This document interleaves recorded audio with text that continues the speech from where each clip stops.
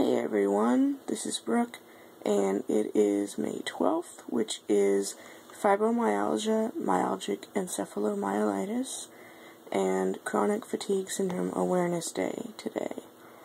And I have myalgic encephalomyelitis, ME. As I was thinking about what I wanted to do today, I decided to do a video a little different from what everyone else is doing. I wanted to talk about the difference between ME and CFS. A lot of times you'll see these two put together as ME/CFS or CFS-ME. That is because in the U.S., a lot of doctors treat them as the same diagnosis. In the medical books, a lot of times they're taught as the same diagnosis, they're classified the same. Well, there are two different classifications for CFS, but they can be classified the same.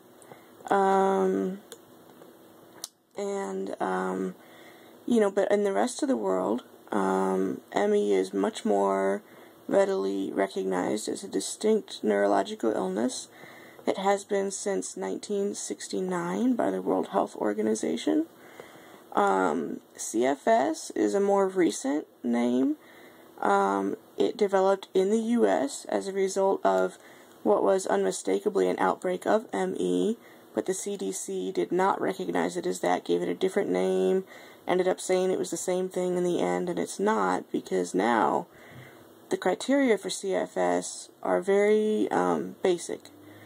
Basically, no pun intended, you just have to have unspecified fatigue that lasts 6 months or longer, and is worsened by exertion.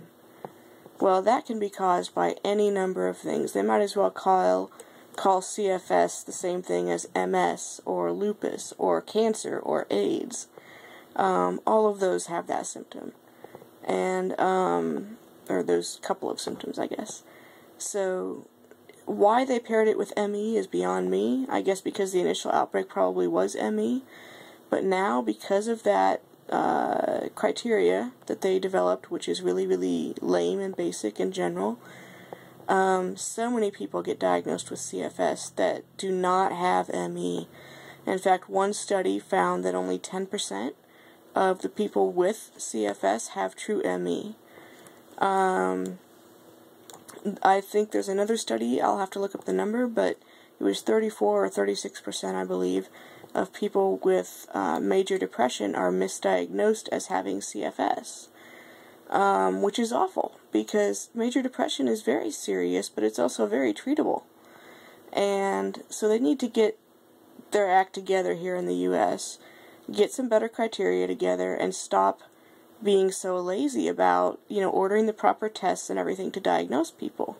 Now notice I did not say 34% of people with CFS have major depression. That's not true. I said with major depression are misdiagnosed with CFS, so that's a different story.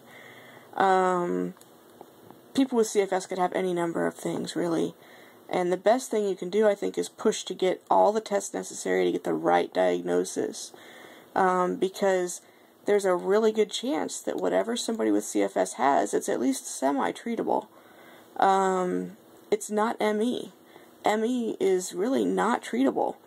All they can do is treat the symptoms. If they catch it early enough, they can keep it from progressing. But when it gets to a certain stage, there's really not a lot they can do.